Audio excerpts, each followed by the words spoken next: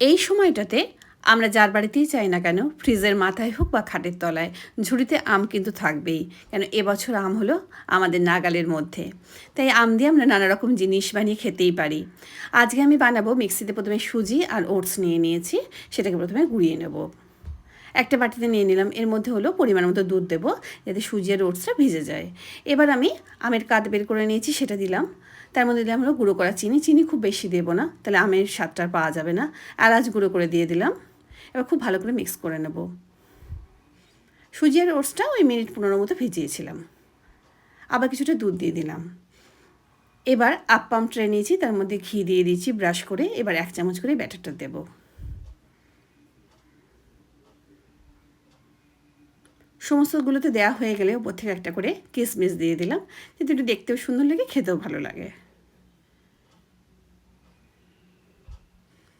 এবার এটাকে ঢেকে দেব। একটা পাশ হয়ে গেলে আরেকটা পাশ আমি উল্টে দিলাম। খেতে যেমন দুর্দান্ত লাগে, একবার এইভাবে কিন্তু বানিয়ে দেখতে পারো। আমি আজকে কিন্তু প্রথমেই ট্রাই করেছিলাম।